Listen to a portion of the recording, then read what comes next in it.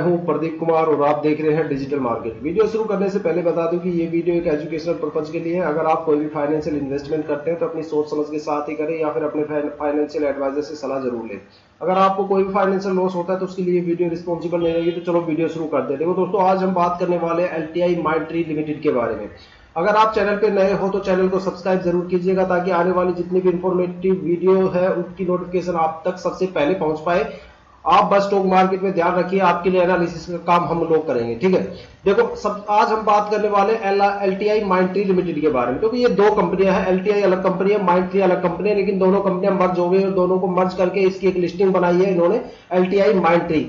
Company का जो basic काम है वो मैं बता देता हूं कि कंपनी के जो प्रोडक्शन है उसका काम क्या है। देखो LTI और माइंडट्री दोनों का जो काम है वो ये है। LTI का जो काम है यहाँ पे वो बैंकिंग और फाइनेंशियल सर्विसेज देता है, मतलब प्रॉपर एक तरह से देखा जाए तो IT कंसल्टिंग का काम होता है, दूसरा IT प्रोडक्ट वगैरह बनाती है। तो जो LTI है उसका काम है यहाँ पे बैंकिंग और फाइनेंशियल सर्विस देती है, इंश्योरेंस की सर्विस देती है, हेल्थ केयर और लाइफ सर्विसेज देती है, साथ में एनर्जी एंड यूटिलाइजेशन का भी काम करती है, मैन्युफैक्चरिंग का भी काम करती है, रिटेल और कंज्यूमर प्रोडक्ट वगैरह भी बनाती है, ठीक है। एप्लीकेशंस की जो डेवलपमेंट भी करती है, मतलब जैसे मोबाइल एप्लीकेशंस हो गई, एंड्रॉइड, iOS, ठीक है, इस तरह की एप्लीकेशन डेवलपमेंट भी करती है।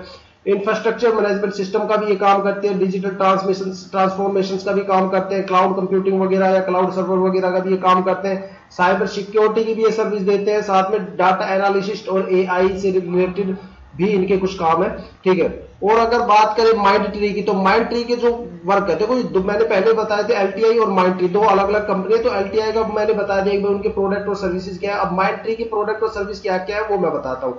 जो माइंडट्री है वो एक तरह से IT सर्विसेज देती है, जैसे कि डिजिटल ट्रांसफॉर्मेशन हो गया, क्लाउड कंप्यूटिंग हो गया, क्लाउड सर्वर्स हो गए, मतलब क्लाउड से रिलेटेड कोई भी सर्विसेज हो गई, सर्वर हो गया, VPS हो गया, क्लस्टर कंप्यूटिंग वगैरह हो गया, या फिर मान लो जैसे क्लाउड होस्टिंग वगैरह हो गया, ठीक है। साथ में डेटा एनालिटिक्स, साथ में इनसाइट वगैरह का भी काम करते हैं, आर्टिफिशियल इंटेलिजेंस और ऑटोमेशन पे भी ये काम करते हैं। इंटरप्राइजेज IT सॉल्यूशंस भी देते हैं, मतलब बड़ी इंटरप्राइजेस कंपनियों के लिए IT सर्विसेज वगैरह भी देते हैं, जैसे AMC वगैरह भी उठाते हैं, ठीक है। साथ में उनके जो टूल वगैरह होते हैं वो भी बनाते हैं, साथ में बैंकिंग और फाइनेंशियल सर्विसेज वगैरह देते हैं, ठीक है। वो भी मतलब जैसे बैंकिंग के अंदर सर्वर वगैरह की फैसिलिटी देते हैं, बैंकिंग सॉफ्टवेयर बनाते हैं, बैंकिंग को API वगैरह प्रोवाइड करवाते हैं, उनकी जो मशीन्स होती है ATM इस तरह की सर्विसेज वगैरह वो देते हैं। उन सभी के लिए सर्वर वगैरह, मतलब सर्वर वगैरह सेल आउट करते हैं, साथ में उनकी AMC देते हैं, मेंटेनेंस देते हैं, ठीक है। साथ में ट्रेवल ट्रांसपोर्ट और हॉस्पिटलिटी, इन सेक्टरों में भी इनकी जो IT सर्विसेज है वो फैली हुई है, ठीक है। साथ में हेल्थ केयर और लाइफ सर्विस साइंसेज के ऊपर भी ये मतलब इनकी काफी सर्विसेज वगैरह है। हाईटेक और सॉफ्टवेयर, मतलब ये सॉफ्टवेयर एप्लीकेशंस वगैरह भी बनाते हैं, तो ये इनके काम है, ठीक है। मतलब देखा जाए तो एक तरह से सभी सेक्टर्स के अंदर ये अपनी IT सर्विसेज वगैरह देते हैं, ठीक है, जिसमें IT डेवलपमेंट भी होता है, सर्वर्स भी होता है, API वगैरह डेवलपमेंट भी होता है, मेंटेनेंस भी होती है, साथ में मतलब हर तरह की IT सर्विसेज ये देते हैं, ठीक है। और इन दोनों का नाम मिलके यहाँ पे नाम बना है LTI माइंडट्री, ठीक है। और दोनों की लिस्टिंग हुई है LTI माइंडट्री लिमिटेड के नाम से, ठीक है। दोनों कंपनियां मिलकर करती है, एक कस्टमर को एंगेजमेंट करती है, दूसरी कस्टमर को सर्विस वगैरह देती है, यही इनका काम है, ठीक है। और अगर इसके स्टॉक की बात की जाए तो देखो स्टॉक में एक हल्की सी गिरावट यहाँ पे देखने को मिली थी फ्राइडे को। इसका एक छोटा सा यहाँ पे रीजन था कि जो यूरोप का मार्केट था वो बृहस्पतिवार और शुक्रवार को लगातार गिरा था, जिसकी वजह से क्या है कि जो लार्ज कैप स्टॉक है सिर्फ उन्हीं के अंदर गिरावट देखने को मिली, मिडिल कैप और स्मॉल कैप के अंदर गिरावट देखने को नहीं मिली। उसका भी एक रीजन है कि भाई मिडिल कैप और स्मॉल कैप के जितने भी ज्यादातर बिजनेस होते हैं वो डोमेस्टिक ही होते हैं, तो डोमेस्टिक मार्केट ही उनके लिए इंपॉर्टेंट रखती है। लेकिन जो लार्ज कैप के स्टॉक है उनकी जितनी भी सर्विसेज होती है वो फॉरेन में भी होती है, तो फॉरेन का मार्केट भी उनके लिए काफी ज्यादा इंपॉर्टेंट होता है। अगर मान लो इंडियन स्टॉक मार्केट के अंदर अच्छी ग्रोथ है और फॉरेन का मार्केट लुढ़क गया तो जाहिर सी बात है लार्ज कैप स्टॉक के अंदर गिरावट देखने को मिलेगी।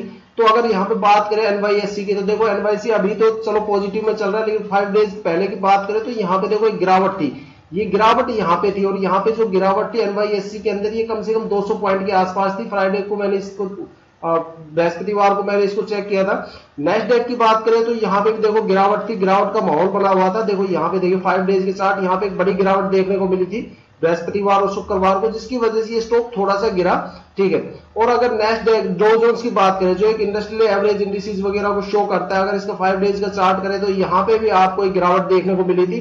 उसके बाद इन्होंने जल्दी से अपने आप को रिकवर कर लिया, लेकिन ये गिरावट ऐसी थी कि इसकी वजह से जितने भी लार्ज कैप स्टॉक थे सभी के अंदर गिरावट आई थी। खाली मतलब एक LTI माइंडट्री नहीं था जिसके अंदर गिरावट आई थी। स्टॉक काफी अच्छा है, अगर स्टॉक के फंडामेंटल के ऊपर एक नजर डालें तो फाइनेंशियल जो इसके क्वार्टरली रिजल्ट है उनके बारे में थोड़ा सा डालते हैं। देखो अगर इसका रिवेन्यू है, रिवेन्यू की बात करें तो कंपनी ने 9,000 करोड़